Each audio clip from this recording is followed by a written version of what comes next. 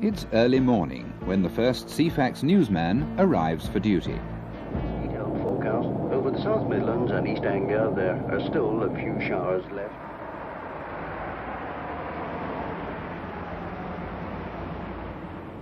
Just coming up to 14 minutes to 7, the headlines this morning. Service personnel at the Royal Navy submarine base on Chief Sub-Editor Ian Morton-Smith catches the early news in preparation for what will be a vital part of his day's work. Now it's time to join the Reverend Neil Richardson for this morning's prayer for the day.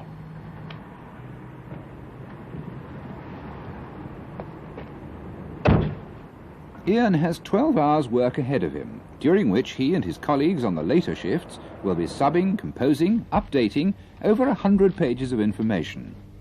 Let's follow through a typical day in the life of Ceefax.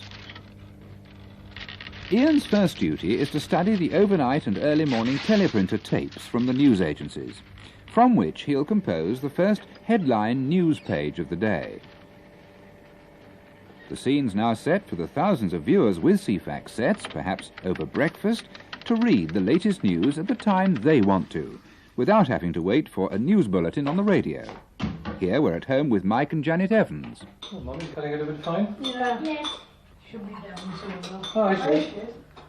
Morning, Mark. Morning, Doris. How are you? Yeah. Just in the nick of time, we almost got to go to school in 10 minutes. Oh, yeah. Right, there's some coffee left over there for you. Oh, thank you. I'll see what the Ceefax headlines are. I'll go and watch him play football tonight. Perhaps I'll take the boys. Yes, I think it'd be a good idea. They'd probably enjoy watching that. Hey, what's that about South Wales on there?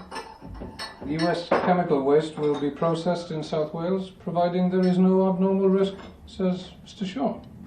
That's going to be interesting.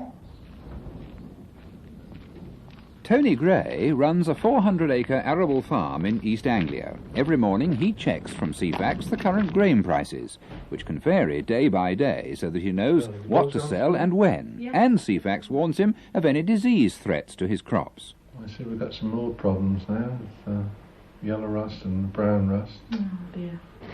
As the morning gets underway, the pace hots up in the Ceefax newsroom. As well as the 100 or so pages being updated all day, there are another couple of hundred containing background information, consumer news, fun and games sections, all of which must also be updated, though less frequently. One special Ceefax advantage is its close link with other BBC programmes. At this time of day there's Play School, watched by half of all the preschool children in Britain.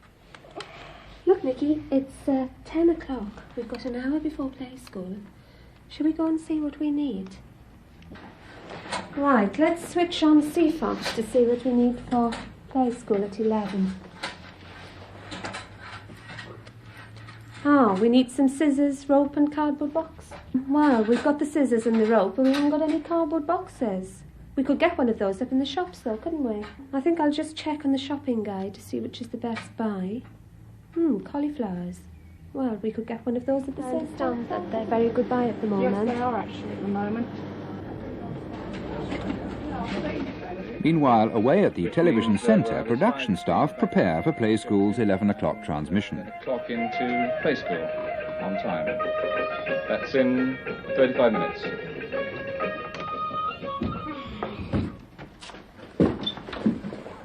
Here we are. Here's your boxes, and your rope, and your scissors. Now you're all set. Reading 44, stand by with Play School, please. Thank you very much. A few moments to go now, and with Nicky well prepared in front of his set at home, the programme, pre-recorded on videotape, gets underway. It's the turn of our youngest viewers with Play School, presented by Evelyn Skinner and Bruce Allen. Sound. A house with a door. 1, 2, 3, 4. Ready to play? What's the day? It's Thursday.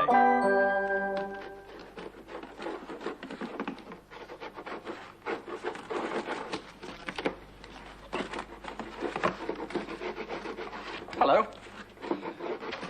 These cardboard boxes could be for a game. It's now mid-morning in the City of London, and a hectic time on the floor of the Stock Exchange. Here, as brokers and jobbers busily buy and sell, the information they're acting on, like the prices of the shares, is being made available to a gradually widening audience through Ceefax. From the stock exchange there are the specialist agency links with the newspaper and broadcasting authorities, including the BBC at Broadcasting House. And it's here that Ceefax comes into its own, as financial journalist Clive Moffat explains. My job in the financial unit at Broadcasting House is to monitor what's happening in the city and the business world for radio and television news. Through Ceefax we can provide the fastest service of all. I take the tape straight from the teleprinter and type it directly into the Ceefax system. Viewers with Ceefax sets can then read it off the screen, be they stock market prices, company news or the latest foreign exchange rates.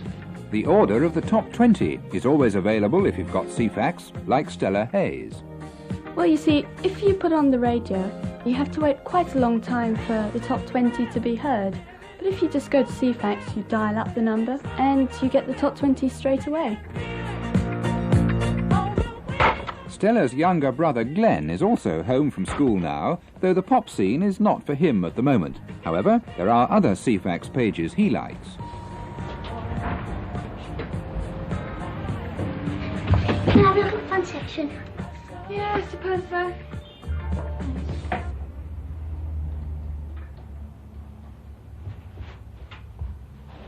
What do you call elephants who watch television? I've not got the slightest idea. Neither do I. Okay. Why do hummingbirds hum?